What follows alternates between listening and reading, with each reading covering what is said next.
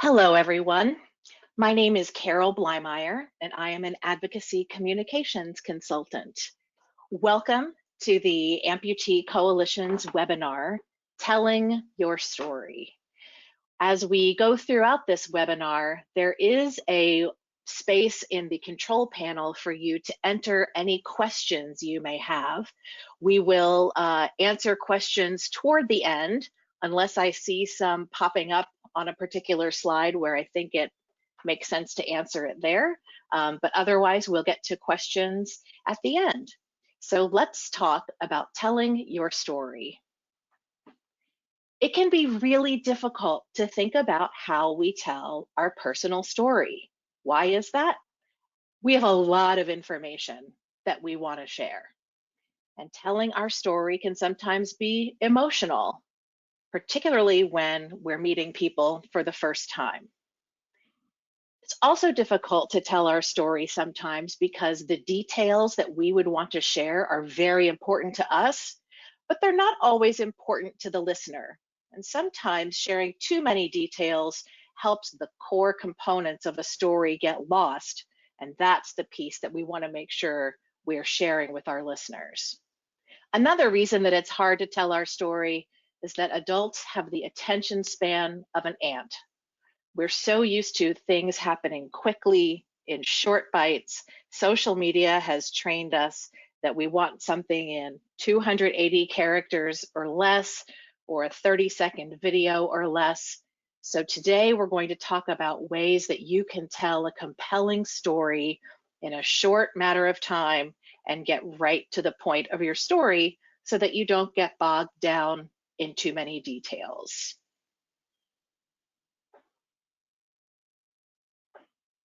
I'm seeing a question that some do not have audio.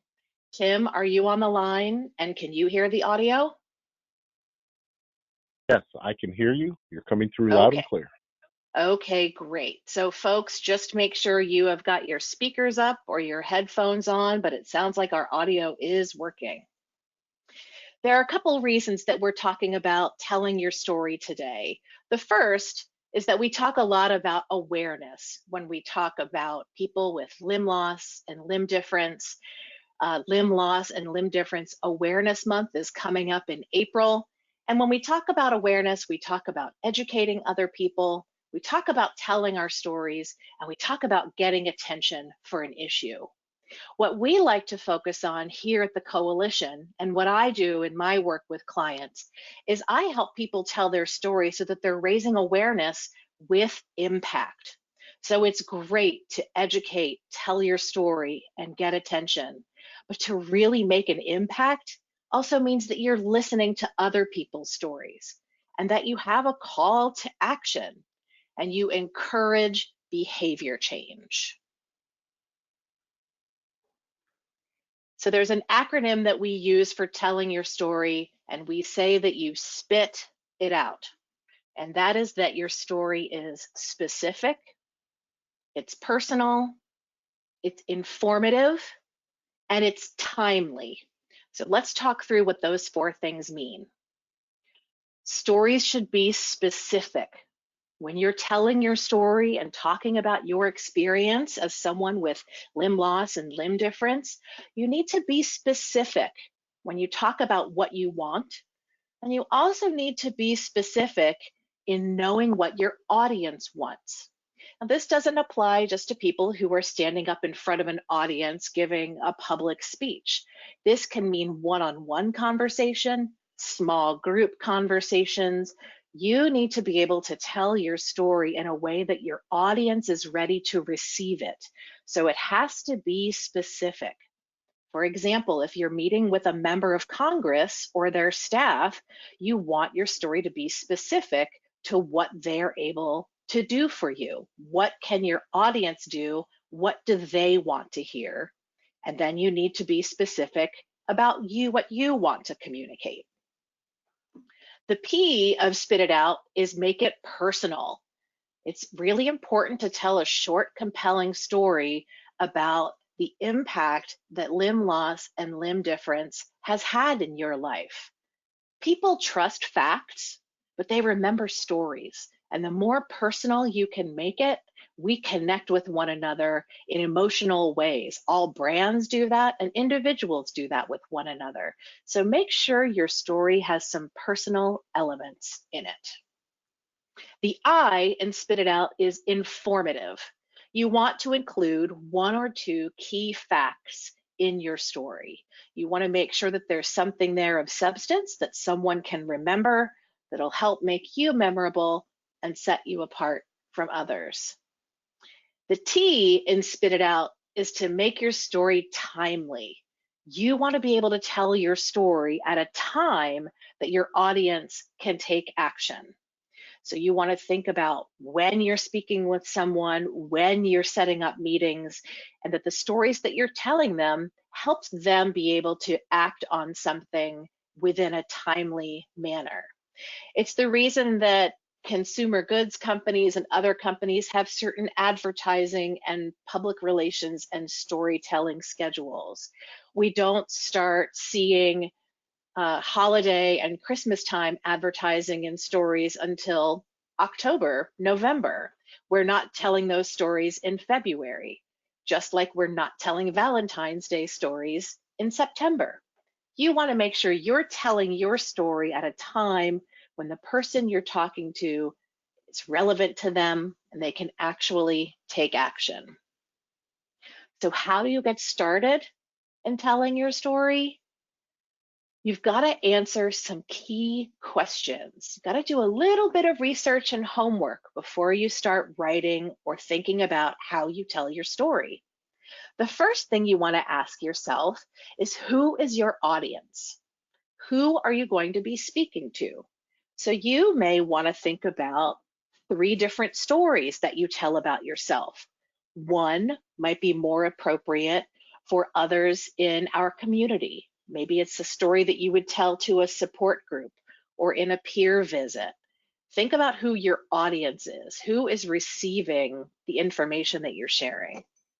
Maybe you have a separate story for advocacy. If you're one of our advocates or you're interested in the advocacy forum or Hill Day, you might think about a way to tell a story that is more relatable to congressional audiences or policymakers in Washington, D.C. So the first thing you do is you think about who your audience is for your story. The next thing you have to ask yourself is, what might appeal to that audience's self-interest? What are they most interested in, and how can I fulfill that need with my story? Another question you need to ask yourself is, what do you want your audience to think after you've told your story? Or what do you want them to understand better after you've told your story?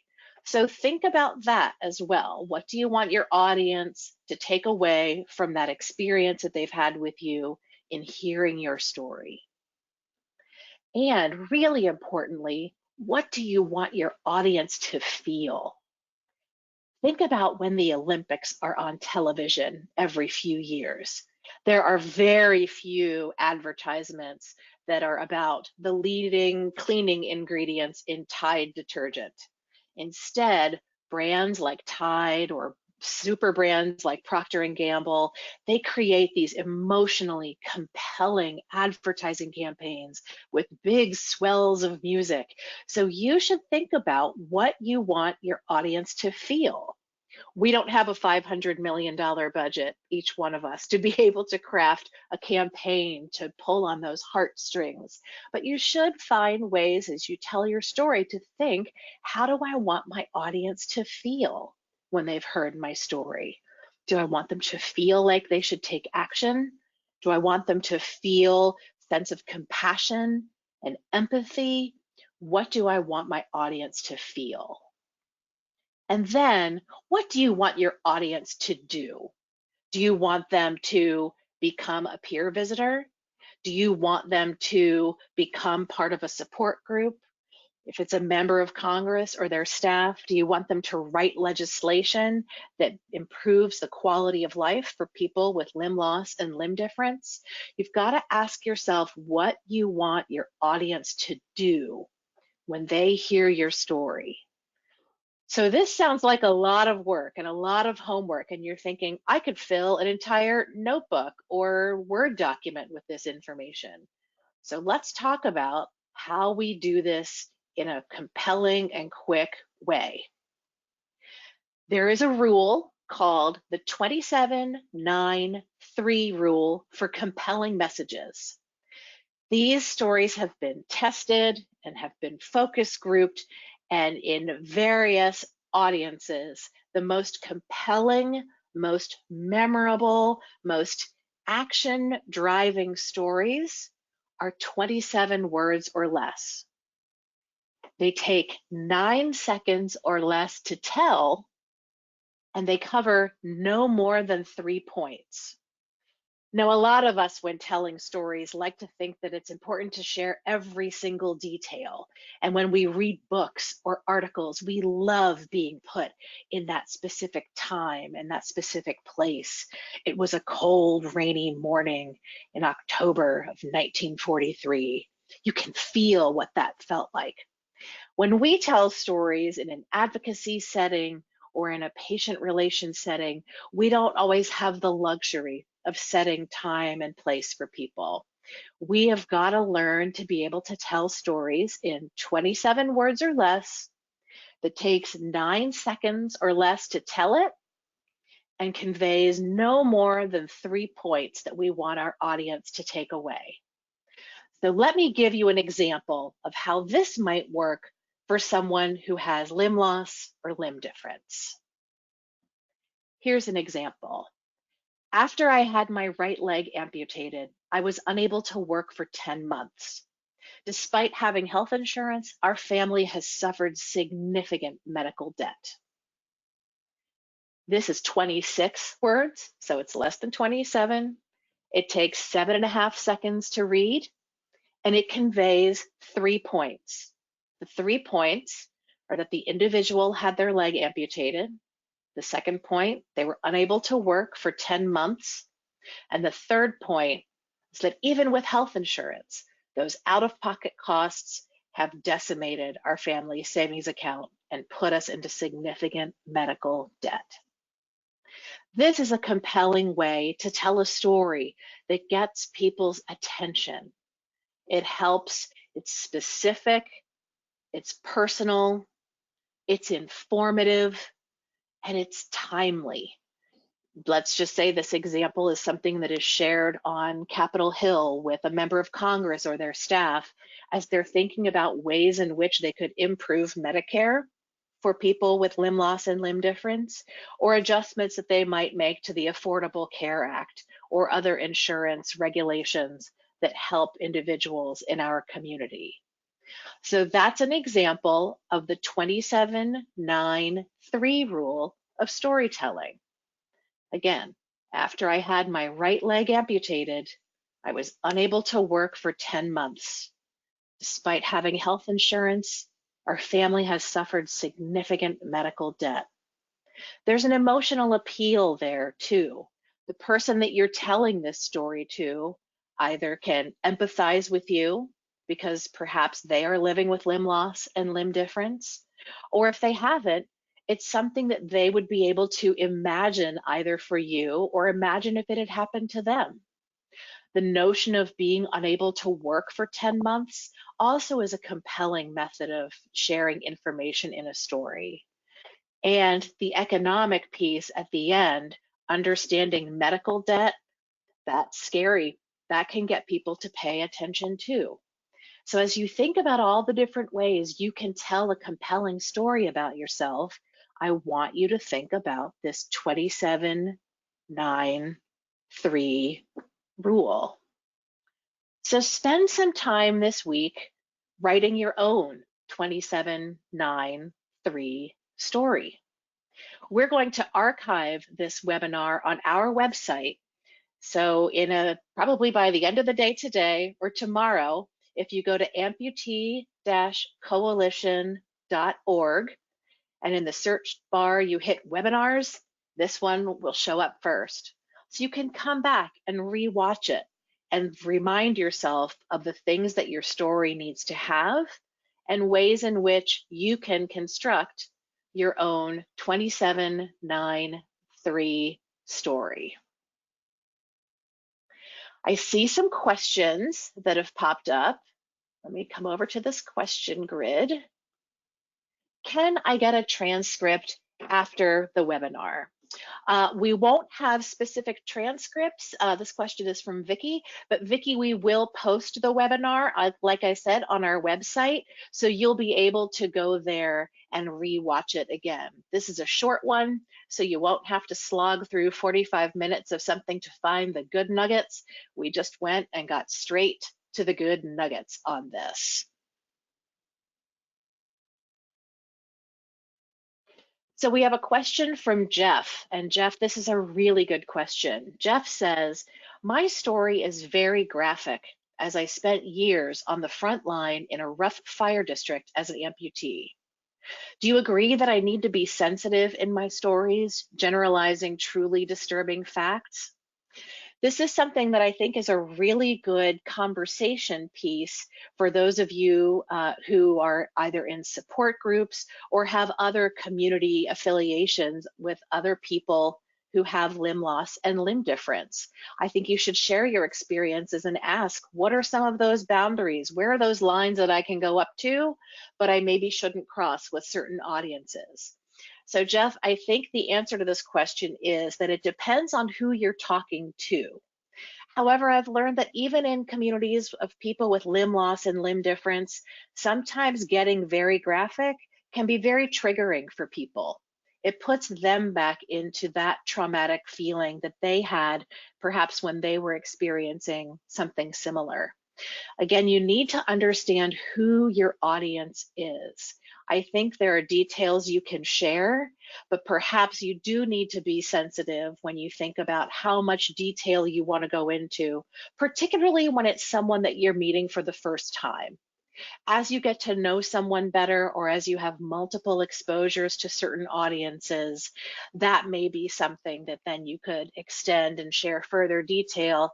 But again, if you're one-on-one with someone or in a small group, asking before you go into that detail to say, I'd like to share a little bit more of the detail, but I don't want to upset anyone or perhaps make someone relive something that's traumatic for them. So if that's the case, I won't go into too much detail, but if you can find one or two things that you can share in a way that is sensitive to other people's concerns, I think that would be a helpful way to do it. Question from Danny, how did you decide to do this webinar? Danny, we have heard from so many people in the limb loss and limb difference community that too often organizations say, hey, why don't you be an advocate? Hey, tell your story. Hey, come and talk with other people, but that no one is really telling you how to tell your story. It's very easy for organizations like the Amputee Coalition and many others to say, we want to hear your personal story, tell your story, and then not tell you how to do that. We have the Advocacy Forum coming up at the end of April, and that's going to be an opportunity for people to come to Washington, D.C. and meet with their members of Congress and their staff to talk about issues that are important to people with limb loss and limb difference. And when you're in a meeting on Capitol Hill, you have a very short amount of time in which you have to convey specific information and details, and sometimes what we call a policy ask. What do we want that member of Congress or staff to do? So we wanted to have this training, this storytelling training available now in this webinar, and then also as people get ready to go on Capitol Hill for the Advocacy Forum, to be able to get a refresher on how to tell a short story. We have a question from Tabitha about peer counselor trainings. Tabitha asks, how often are peer counselor trainings held, because she's interested in helping other amputees. Tabitha, go ahead over to the Amputee Coalition website. That's amputee-coalition.org, and search for the Certified Peer Visitor area of the website, and they've got a list of trainings that are coming up this year. If you don't see any that are in your area, there's a link there to email our certified peer visitor team to tell them where you are, where you live, and then that way, if we can get enough people in that area to be interested, that's a training area that they will then consider next. Vicky Shea asks, do you have suggestions where to take our stories if we need financial support? Vicky, I'm sure you've heard of all of the different platforms for people that do individual fundraising, whether it's GoFundMe or Kickstarter, if it's you're creating a product or a service that would help people. But you can Google some of the self-donation areas. Those are the kinds of stories that sometimes you may need to go into deeper detail on. On those platforms as well, you have the opportunity to create visuals and share photographs around your stories. And then there are different marketing elements as part of those platforms where you can share that on social media and through email. So you may want to think about doing that. Autumn Jones has a question. How do we market ourselves to get in front of an audience to share our story? Autumn, that's a really good question, because none of us, if we just sit at home and wait for our phone to ring, is going to know how to reach us or know that we even have a story to tell. So Autumn, what I suggest you do is start telling your story in the platforms that you have available to yourself now. Share your story on social media. Find connections and communities that you can be a part of where you're telling your story, you're listening to other people's stories, because organizations and other entities that are looking for people to do public speaking do a variety of searches through social media and Google, and that's how they end up finding people, is by people posting their stories online, whether you're writing in a blog, whether you're posting on social media. YouTube is another really great way to be able to get people to pay attention to your story. If you shoot short videos and you upload them to YouTube and you're able to make sure they get linked to other storytellers like yours, it's a great way to market yourself to get in front of an audience to tell your story. Michael asks, how much history should I give? Oh, Mike, let me tell you, the shorter, the better. As someone who works with a lot of different organizations here in Washington, D.C., I can tell you that there's nothing more frustrating than someone who spends 5 to 7 minutes telling a lot of back history that doesn't really get to the point of the story. And then they take time, and by the time they get to the point of their story, they've lost the room and they're not interested. The best stories get to the point, they get to it quickly, and they share that level of information that I talked about earlier. You can save those historical details when you answer questions, because typically you'll tell your story and people will have questions for you. Those are the times when you can share kind of that historic context or some more of the back history on it. But too many times people spend 3, 5, 7 minutes kind of on that runway getting ready for the plane to take off. And then by the time the plane takes off, no one's really paying attention anymore. So you want to get in there, share the good details of your story first, and then save some of that historic context for Q&A. So Adrienne has a great story. She says, is the 27-9-3 rule applicable if you are telling your story in church, maybe as an inspirational, uplifting story? I say yes. I think that many good ministers will do this, and good rabbis will do this, good clergy, and even good lay leaders. They get your attention right from the start. They don't tend to go into long, meandering, winding stories that don't really go anywhere. A good person of faith in a faith setting knows how to get your attention first. And a good 27-9-3 structured story can help you do that.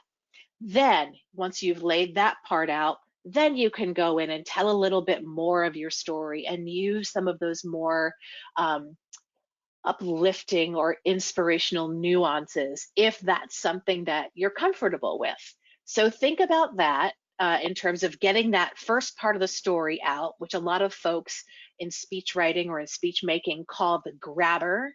You need something to grab your audience's attention, and that needs to take place in a short time frame.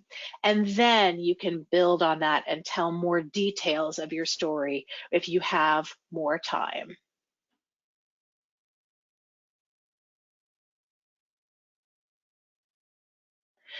Alan asks a question. He says, I was a professional athlete and lost my left leg, and people always want to hear the whole story and life before I list it, right after and now. So how would I just talk about now instead of my professional athlete's days? How do I keep them on topic about my current life? Alan, that's a really, really good question. That's something that I think you will have to practice different ways of doing. And you can do that in different conversational settings. You can talk about your life as it is now. And if someone asks questions, oh, wow, can you tell me the whole story and tell me what it was like doing that?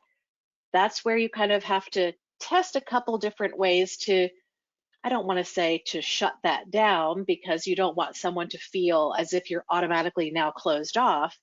But what you can say is, you know, those days were in the past. And what I'd really prefer to focus on now is how I'm living my life now and kind of the supports that I'm looking for and the direction that I'm heading now. And I hope you'll understand that sometimes talking about my past can be a little sensitive.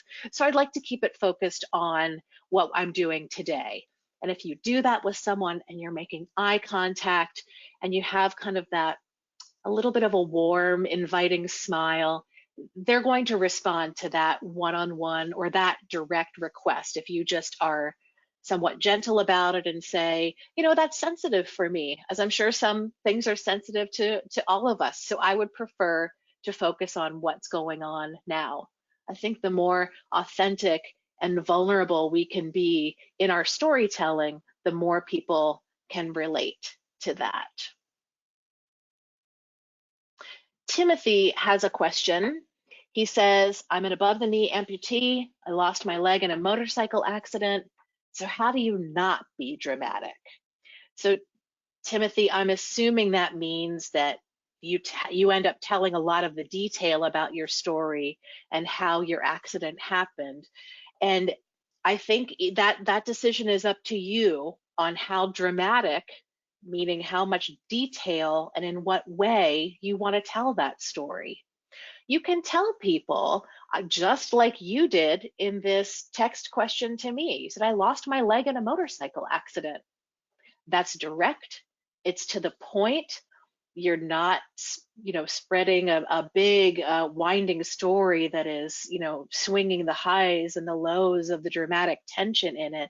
Again, you can get to the more dramatic elements of the story or the more even more emotionally grabbing pieces when you have questions or when you're having conversations with people, because a good story will lead to really interesting conversations with individuals. So you can sort of save, if you want to, the more dramatic elements for that. But if your question was really, how do I talk about having a motorcycle accident and I don't want to talk about how dramatic it was, you do it in just the way you did it in this question that you asked. You said, I lost my leg in a motorcycle accident and here's where I am now. And if people want to ask questions, again, you can use some of those tips that we talked about just a few seconds ago, where you say, you know, that was a really traumatic time for me, so I'd prefer not to discuss the details. I'm sure you understand that. You wouldn't want me to relive that here in front of you, so I appreciate that. Let me go down and look at some of these other questions. We have a question that says, will we receive a certificate for this webinar showing we were in attendance? I think the answer to that is no. I don't think we're issuing certificates for webinar attendance, but Tim, who's on the staff of the Amputee Coalition, will chime in if there's an answer that is different from that. And Dawn also asks, I sent information regarding Philadelphia training for certified peer support and had no response. Will you be answering my email? Dawn, I won't be answering your email, but I will go ahead and flag this for our team who's running the certified peer support program, and I will have them search for your name in their email inbox, and I will ask them to get back to you soon as we can. John Craig asks the questions, are there any ways to get others not to ramble on or to be too graphic? John, that's a good question. You know, we're actually seeing that a lot in some of our social media channels at the Amputee Coalition, as are other groups and organizations. Because social media has democratized storytelling so that everyone can share their story in myriad different ways, some people share a lot, and they share a lot more than other people are comfortable with, whether it's a story, whether it's photos. And then sometimes if you're in a support group setting or in a conversation, sometimes people do ramble on, and sometimes they get really graphic. If you're in a support group setting, that should be the job of your support group facilitator or leader, is to know how to gently and effectively encourage someone to get to the point of their story without rambling, or to perhaps cut back on maybe too much detail. But it's also okay if you, as a listener of someone's story, very gently and with kindness, say to the person, you know, I'm really interested in what you're saying, but I'm kind of getting confused. And you don't want to say because you're rambling on and on, but I'm kind of getting confused about maybe where this is all headed. Can you tell me, you know, what the big nugget is that you need me to know? Can we get to that part? Because I'd love to hear more about it. Or if someone is getting in too much graphic detail, that is absolutely your right and your responsibility as a listener to say, excuse me, I'd like to interrupt you here and let you know that this level of graphic detail is very uncomfortable for me as a listener. And, you know, quite honestly, it's kind of bringing back some trauma that I have gone through. And if we could kind of cut this part short right now, right here, I'd really appreciate it. It's okay. You have every right. And you also have the responsibility as a listener to tell someone, especially in a one-on-one setting, that something is perhaps too graphic and too detailed for you. And as long as you do it with kindness, and you practice that, other people will learn from that example and be able to do the exact same thing. Clay has a question. Clay says, how can one appear less nervous if they are a little nervous about public speaking? Clay, I feel ya. I have a couple tips for this. The first one is to practice before you even go out, practice some relaxation breathing. And the way that looks is you inhale 4 counts. So you inhale through your nose, 4 counts. 1, 2, 3, 4. You hold that in your chest for 2 seconds, and then you exhale slowly through your mouth for 4 counts. That can help stabilize your heart rate and get rid of some of that nervous energy. The other tip that I would tell you is that it's okay to be nervous. And it's okay when you speak in front of people, or when you're in a support group meeting, or even having a conversation.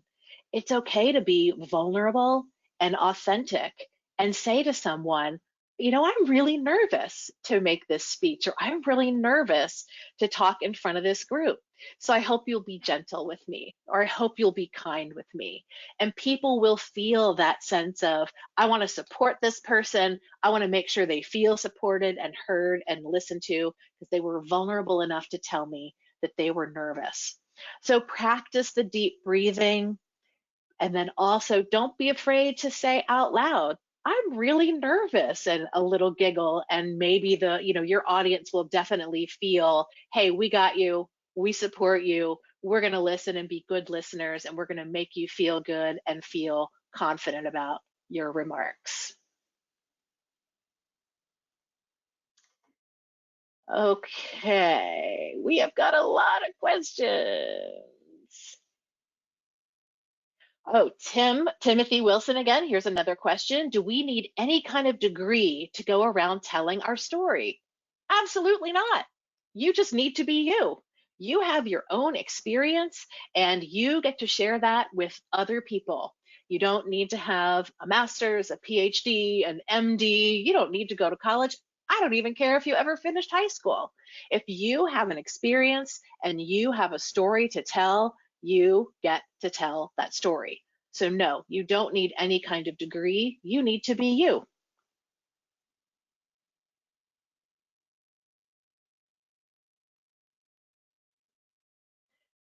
Okay.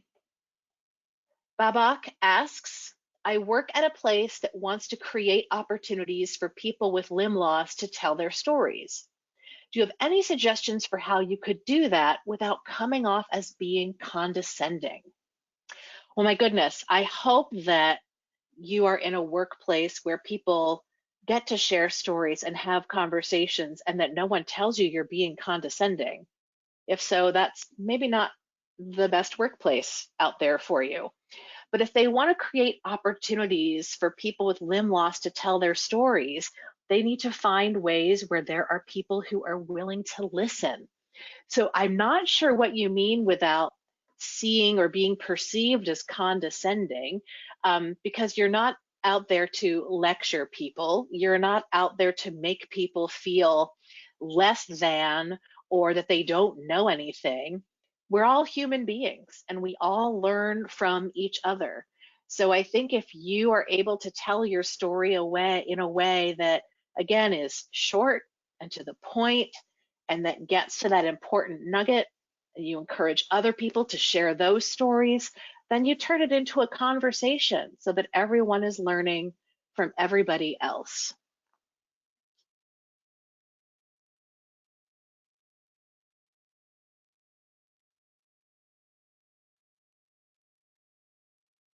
All right, Alan says, thank you. Thank you, Alan. That was nice of you. Ronnie asks, are you an amputee? Ronnie, I am not. I have three very close family members who have limb loss and limb difference. One was a congenital limb difference. Another cousin recently had his foot amputated as part of a disorder that no one has been able to figure out what the diagnosis is. He has just spent a week at NIH in their undiagnosed disease program. But he has had to have a foot amputated after neuropathy. And then I have an uncle who had to have his arm amputated after serving in Vietnam. So I've been a supporter of and a caregiver as part of the limb loss and limb difference community for quite some time now. So while I am not an amputee, I definitely have experience with people who have limb loss and limb difference. All right, we're going to take one more question. Actually, two more questions. So Christine asks, how does a person tell their story to convince a potential employer that they can do the job? I have multiple degrees, but have multiple limb loss, and employers are reluctant to hire. Christine, that is a really good question to ask our National Limb Loss Resource Center. You can find them on our website, again, at amputee-coalition.org, and search for the Limb Loss Resource Center. There's an online form where you can ask that question for specific employment-related guidance.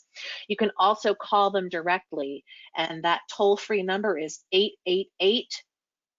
888-267 5669, and then you just press 1 when you hear the recording, when they answer the phone, and the coalition has resources available to you for how to have those conversations and tell those stories.